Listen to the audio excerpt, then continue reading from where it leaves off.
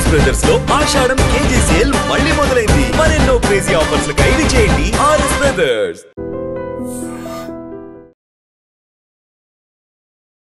యాదాద్రి భువనగిరి జిల్లా చౌటుప్పల్ దగ్గర అత్యంత ఘోర రోడ్డు ప్రమాదం అయితే జరిగింది.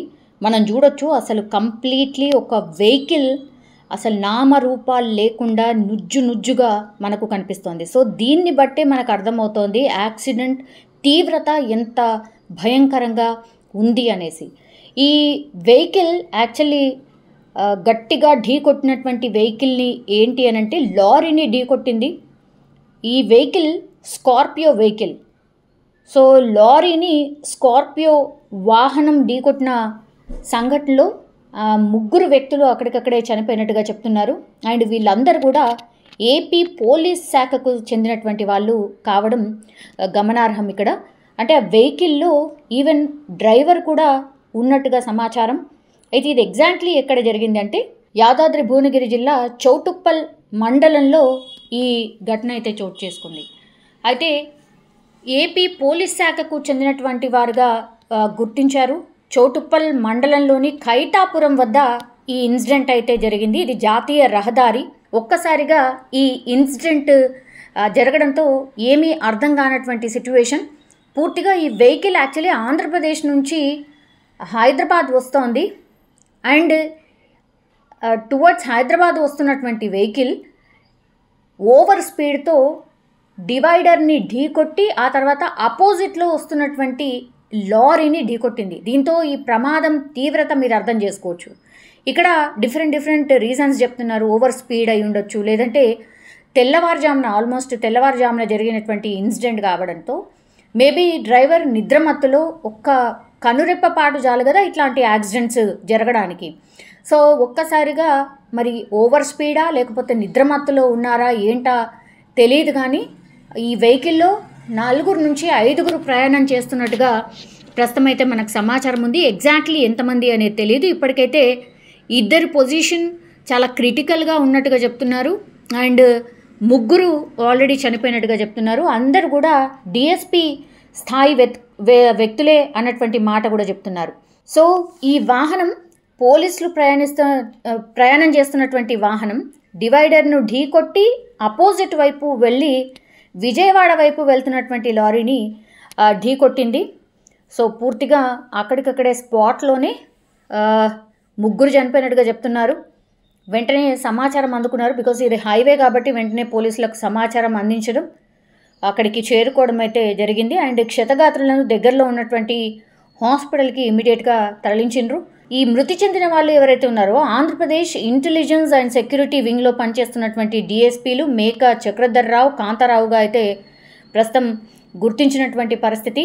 2 అనేది కూడా ఇంకా పూర్తి స్థాయిలో ఒక ఇన్ఫర్మేషన్ అయితే రావాల్సి ఉంది. కానీ ఈ 2 ఎవరైతే డిఎస్పీలు ఉన్నారో వీళ్ళు ఇంటెలిజెన్స్ అండ్ సెక్యూరిటీ వింగ్లో పనిచేస్తున్నటువంటి వాళ్ళు. మేక చక్రధర్రావు అండ్ కాంతారావు వీళ్ళు ఇంటెలిజెన్స్కి సంబంధించిన డిఎస్పీలు అనమాట. స్పాట్లో వీళ్ళు చనిపోయినరు.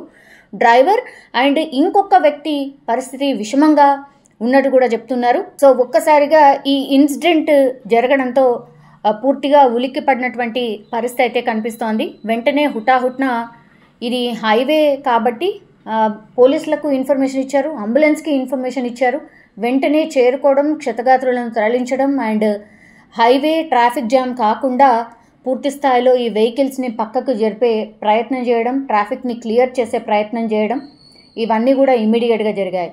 కానీ ఈ ఇన్సిడెంట్ ఎట్లా జరిగింది, ఏమై ఉంటుంది అనేసి కూడా పోలీసులు పూర్తి స్థాయిలో దర్యాప్తు చేపడుతున్నారు. ఎందుకంటే సీసీ ఫుటేజెస్ అన్నీ కూడా కలెక్ట్ చేస్తున్నారు. ఈ వెహికల్ ఏ టైంలో ఎక్కడి నుంచి పాస్ అయింది, అందులో ప్రయాణిస్తున్నటువంటి వ్యక్తులు ఎంతమంది, అట్లాగే ఎంత స్పీడ్లో వీళ్ళు ట్రావెల్ చేస్తూ ఉన్నారు, యాక్సిడెంట్కి గల కారణం ఏంటి అనేది కూడా పూర్తి స్థాయిలో దర్యాప్తు అయితే పోలీసులు చేస్తున్న సిచ్యువేషన్ అయితే కనిపిస్తోంది. కానీ ఒక రకంగా యాదాద్రి రోడ్లు రక్తమోడాయని చెప్పొచ్చు.